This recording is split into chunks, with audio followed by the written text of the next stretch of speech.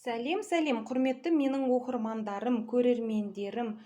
Менің Асылзат мастер-класс YouTube каналымның әрбір видеосын соңына дейін көріп, аямай лайк басқан оқырмандарыма бүгін арнайы жаңа мастер-класс шығаруға ниет қылып тұрмын.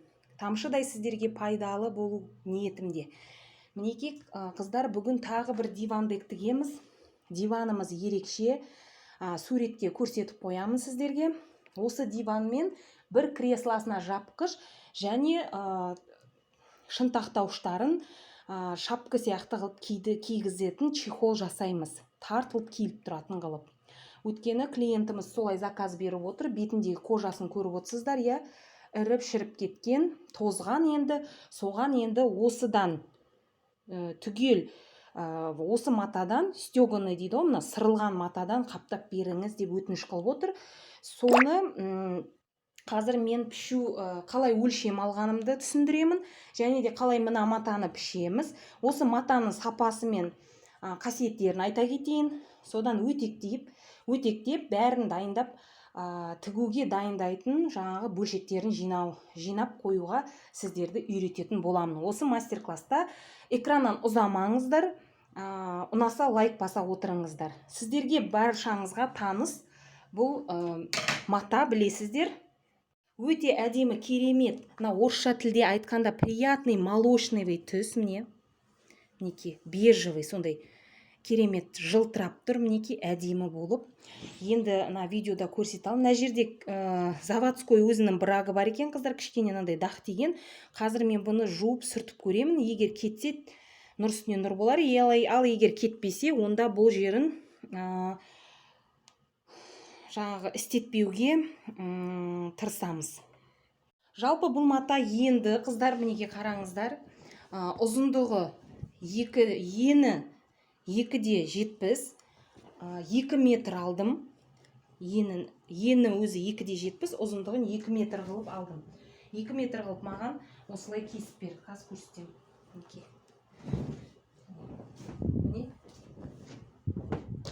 Міне осы 2 метр. Көріп тұрғандай, кейбір жерлері мына оралып тұрғаннан кейін бұл рулон болып. Көрдіңіздер ме? Мынандай қыржым түскен. Бұны қазір паровой өтекпен әдемілеп басып шығамыз. Қыздар, паровой өтекке әдемі басылады екен. Және де ісіп әдемі болып құлпырып шығады екен. Ол бір. Екінші минусы бар. Ол бірінші плюсы, минусы бар. Ворсқа қарама-қарсы бассаңыз, дәл солай жиырылып қалып қояды екен мына ворсты. Сол үшін ворстпен басуларыңызға кеңес беремін. Ал мінекей диванымның размері осылай болып тұр. Креслосының жапқышы ені 60, ұзындығы 155. Ал диванымның ені 2 метр қылып аламын, 200 сантиметр. Ұзындығы сол кресломен бірдей қылып 155 қылып аламын. Бұл жерде плюс-минус 1,60 метр алу керекпін деп қойғам. Мынадан мен 2 метр алып отырмын. Неге? Себебі 1,60 диван мен креслоның жапқышына кетсе, қалғаны подлокотник дейді ғой, шынтақтауышын қаптауға 4 шынтақтауыш тігуіміз керек. Мінекей айналасына тігуіне велюрдан 1 метр аламын. Ол біздің шынтақтауышымыз 36-ға 72 екен. Одан 4 штук деп қойғам. Көрдіңіздер ме? 36 қосу 70, қосу 36 дегенмін. Общий екі жағына шынтақтауышыма 142 сантиметр кетеді екен. Бір шынтақтауышқа, көрдіңіздер ме? Ішіне және сыртына. Үстіндегі полоскасы мінекей 20-ға 70. Мына жағына да 36-ға жаңағы 20, 36-ға 20 қылып түсіремін мына жерін. Мына жағына мына невемен аламыз. 70, мына жағы 70 мінекей. Артына да 36 қылып түсіреміз. Ол шынтақтауыш. 4 шынтақтауыштың мастер-классын әдемі түсіріп қоямын. Соңына дейін көріп, үйреніп алсаңыздар болады, асықпай. Енді диванымызбен кресломыздың ені мен ұзындығын анықтап алдық, иә? Және шынтақтауышымыздың да өлшемін алдық. Қалай алғанымды суретте белгілеп сіздерге видеода түсіндіріп қойғанмын стрелкілермен. Ендігі біздің невеміз жаңағы мына матаны тазалап алуымыз керек. Чистка дейді ғой. Ол дегеніміз мына жағы мінекей қисық-мисық қылып қиылған, дүзеулеп қиып аламыз екі жағын. Және де мына жағында заводской өзінің артық мынандай қылып жалбырап кеткен астарлары бар мінекей. Оның ішіндегі мына синтефондары тұр міне. Соның бәрін қазір әдемілеп чистка қылып қиып шығамын. Экраннан ұзамаңыздар.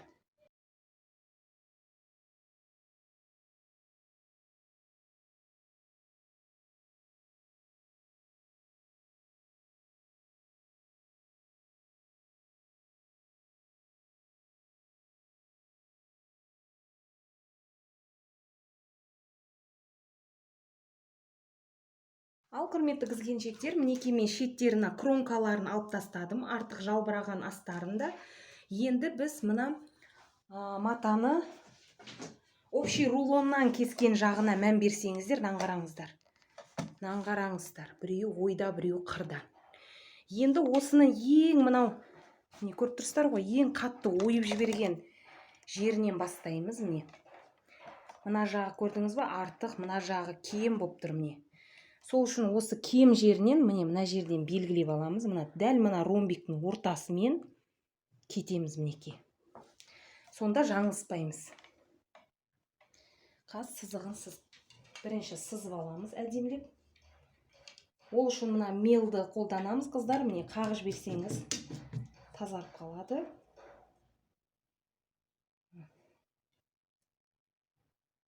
Сабын қолдансаңыздар да болады. Мына видеоға көрінсін деп сіздерге мелмен сызып жатырмын, бормен. Дәл осы ромбиктердің ортасымен келе жатырмын. Көрдіңіздер ме? Қазір. Сол кезде қисық емес, дүзу қиюларыңызға көмектеседі. Неге қараңыздар. Видеоға анық болып көрінсін деп қызғыштау бормен сызып шықтым. Көрдіңіздер ме? Қанша мына жағы артық, мына жағын көрдіңіздер ғой. Осы ең кем жағынан бастасаңыздар туры болады. Сол жағында мына ромбиктің ортасымен ар жағында сызып алып, қиып тастаймыз. Сонымен астында дәл солай қылып тазалап аламыз қисықтан. Сөйтіп матамыз тегіс қылып қиып алғаннан соң өтек басамыз.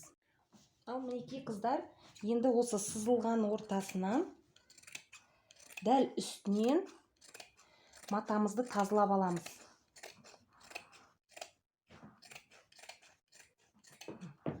Дәл осындай дүзу болып шыға келеді. Көрдіңіздер ғой, е? Мінекей құрметті қыз-келіншектер, көріп тұрғандай, менің матам әдемі тегіс қиылып жатыр. Міне көрдіңіздер, е?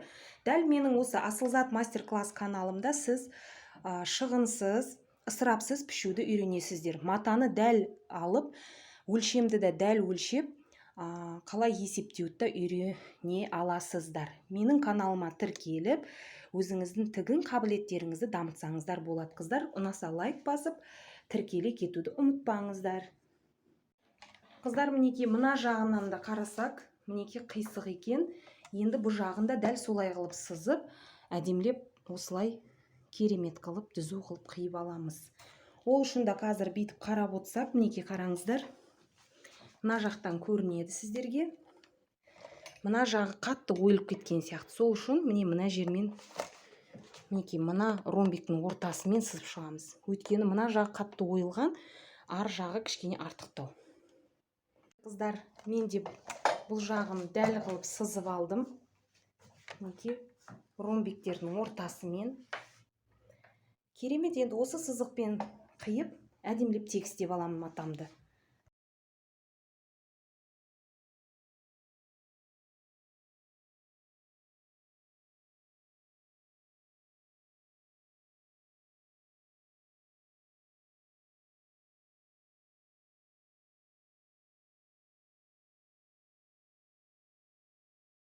Ал қыздар, енді матамды әдемілеп, чистка жасап, тазалап, тегістеп қиып алған соң, енді үтіктейміз. Әдемілеп паровой өтекпен бір тегістеп тағы аламыз. Мынандай рулонда оралғаны үшін осындай заводской қыртыс түсіп қалған. Осыны енді тегістеп аламыз. Құрметті қыз-келіншектер, өтектеуден бұрын сіздерге матамның сапасын айта кетейін. және қасиеттерін. Бұл кәдімгі дивандекке және төсек жапқышқа өте әдемі кететін мата. Өйткені бұл екі сырылған, мінекей көріп тұрсыздар, иә. Жаңадан шыққан новинка осы жылдың. Бұрын бір сырылған ромбигі бар еді, білесіздер. Бұл жылы осындай екі сырылғаны шығарыпты. Және де ортасындағы синтефоны орташа қалыңдықта. Бұрын өте қалың болатын қыздар, қазір орташа қалыңдықта. Өте жұқа да емес, қалың да емес. Ол екі. Үшінші, мынандай астары бар, тайып кетпейтін тормозок дейді бұны. Антискользящий дейді орысшада, қыздар. Бұл төселген жерде, көрдіңіздер ма, қимылдамай, сол жаңағы мебельге жабысып қалу эффектісімен жасалған. Тағы бір қасиетін айта кететін болсақ, жақсы өтектеледі, содан кейін жақсы стиралкаде жуылады, қыздар. Біз тексердік. Және де осы уақытқа дейін 3 жылдан бері мен осындай матадан дивандектер тігемін. Ешбір клиентімнен әлі жаңағыдай кері байланыста жаман пікір естігенім жоқ. Ол үшінші қасиеті. Мінекей, енді қазір өтектеп көреміз. Паровой өтекке жақсы екен, қыздар. Ол өтектерден алдын мына ворстын байқап алыңыздар. Міне ворсты былай қарайтын болса, міне өтегімді мен қыздырып қойған бағанадан бері. Сол ворсқа қарап басасыздар, мінекей. Былай қарап ворсқа қарама-қарсы бассаңыздар, дәл солай қатып қалады екен. Біз оны тексердік. Сол үшін мұқият болыңыздар. Өтек басардан алдын, құрметті қыз-келіншектер, сіздерге мына матаның қасиетін айтып кетейін. Бұл матамен мен 3 жылдан бері өзімнің тұрақты клиенттеріме дивандек тігіп беремін.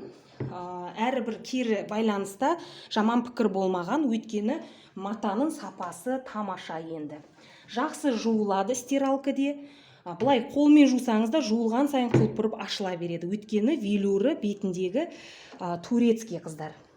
Корейский емес, қытайский емес, турецкий. Білесіздер ғой, Турцияның сапасы керемет болатынын. Екіншіден, бұрынғыда біздің бір жолмен көктелгенімен жасайтын едік. Алдыңғы мастер-класста байқасаңыздар, бір жолы мінекей осы 2023 жылы жаңадан осындай 2 жолдан көктеліп келген. Және де тағы бір қасиеті, бұрынғылардың ішінде синтефоны тым көп болатын, бұда орташа. Мінекей орташа қалыңдықта, өте қалың да емес, және де жұқа да емес, енді тамаша тігілу да оңай болып тұр. Өтек басуға келсек, паровой өтекке жақсы, тек қана бір минусы бар, ворсқа қарама-қарсы басудың қажет жоқ. Мінекей осылай қатып қалады екен. Ворстын көтерсеңіздер, осылай қатып қалады, болды. Сол үшін өтініш сіздерге ворстымен басыңыздар. Сол кезде әдемі басылып, жылтырап, каждый әр төрпіштіміз, ромбиктеріміз ісіп көтеріледі. Әдемі болады. Мінекей, осы матаның сапасын айта кеткенім осы. Тағы бір қасиетін айта кетейін, өтегім қызып атқанда, қыздарынан қараңыздар, астында антискользящий дейді, орысша тілде айтқанда, мынандай тормозогы бар, астары. Бұл мебельге жабысып қалады төселгенде. Көрдіңіздер ма? Сыдырылмайды, жылжымайды. Мінекей, осындай қасиеті бар. Бұл төсек жапқышқа, кроватқа жабады ғой. Сондай болмаса дивандарды жабуға, жапқыш жасауға, чехол жасауға қататын мата енді. Әдемі мата, керемет. Біздің клиенттерге осы көктелген велюр қатты ұнайды, қыздар, мінекей. Қазір енді өтек басуды көрсетемін сіздерге.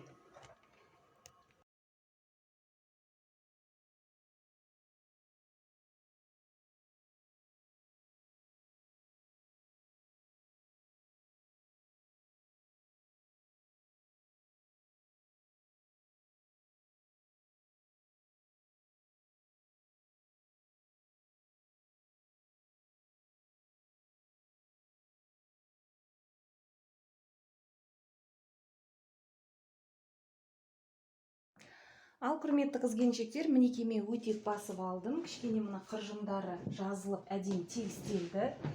Енді мен ворстына қарап аламын. Мінекей ворсты былай қараса, енді осылай мен жапқышымды аламын. Өйткені мінекей мынау спинкасы болса, мынау отыратын зонасы болады. Осылай төселу керек. Енді қарама қарсы төсеп қоймайтын шығарсыздар, дұрыс па? Мінекей ворст осы жаққа қарап тұрса, астына өзіңізге белгі қойып аласыздар. Мінекей осылай. Не? Стрелка былай. Ворст былай қарап тұр деген сөз. Енді ең бірінші біз үлкен бөлшектен бастаймыз, ол диванға жапқыш. Одан кейін барып кресломызға жапқыш. Қалған құтқандардан жеткізіп, жаңағыдай 4 шынтақтауыштың чехолын тігіп аламыз. Мінекей мархамат, енді көріңіздер. Соңына дейін көріп, ұнағандарыңыз лайк басыңыздар, және түсінбеген жерлеріңізде сұрақтарыңыз жаза кетіңіздер. Мен міндетті түрде сіздерге жауап беремін. WhatsApp номерім бар. Асылзат Deluxe уют маркет менің инстаграм парақшам бар. Парақшама тіркеліп қойсаңыздар болады. Сол жақтан бәрін сұрақтарыңызға жауап ала аласыздар. Ал сәттілік. Ал қыздар, мінекей мен былай төсеп алдым. Міне стрелкам тұр. Ворсты қайқа қарап тұрғанын, міне стрелка. Енді біз диванымызға ұзындығы 1,55-ке ровно 2 қылып аламыз. Ол үшін линейкамызды алып, мінекей былайынан қойып, белгілей отырып, міне 1 метр өлшеп алдым.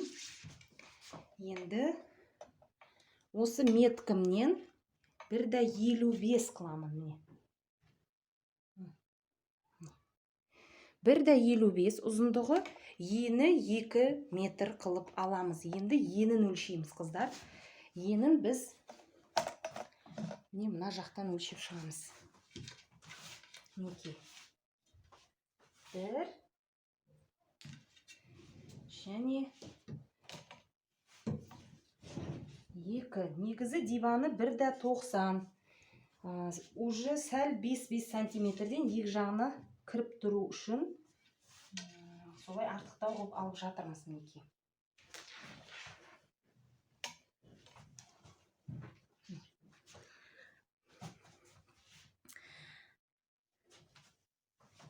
Мінекей 2 болды. Бұл мына ромбектің ортасымен кетеді екен. Мұны белгілеп болған соң қазір былайынан түсіреміз енді сол меткіден.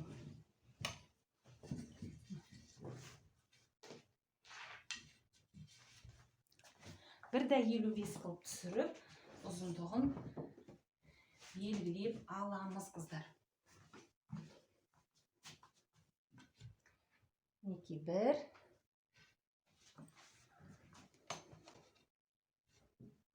Мынау мінекей 55.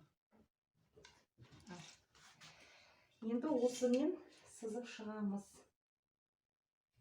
Дәл осы ромбектің ортасымен.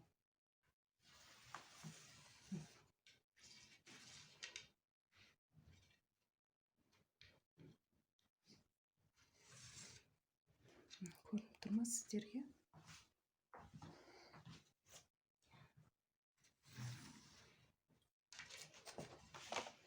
Мінекей қыздар, дәл ромбектің ортасымен шамалап алдық, ровно 2 метр қылып.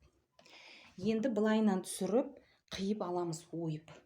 Жәулік матадан, общий матадан диванға жабатын жапқышын аламыз.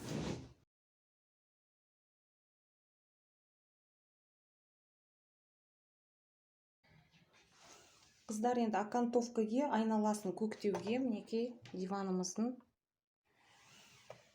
қазір жай матовый велюрдан, мінекей бежевый түсінен 3 сантиметрлік осындай полоскалерді сызып алып, қиып аламыз.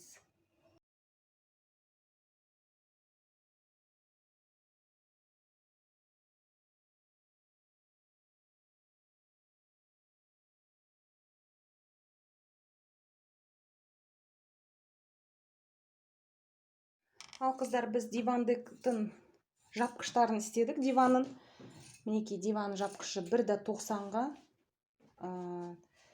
1,55 және де 60-ға 1,55. Мұның айналасына жаңа көрсеткендей 3 сантиметрлік осындай ені 3 сантиметрлік ұзындығы не важно, енді мына жерде қанша бар сізде сондай мата, сондай велюрдан қиып аламыз қыздар. Мінекей бұны айналасын көктеп шығу үшін, содан кейін көктелген айналасын ортасына осындай тастармен әдемілеп көктеп шығамыз. Мінекей. Ол үшін мінекей осындай жалпақ тастарды іске асырамыз қыздар. Міне осы өлшеммен 35-ке 72, міне ені 35, ұзындығы 72. Подлокотнигіміз негізі 35-ке 70 болу керек, 72 екі жағынан тігіске алып отырмын.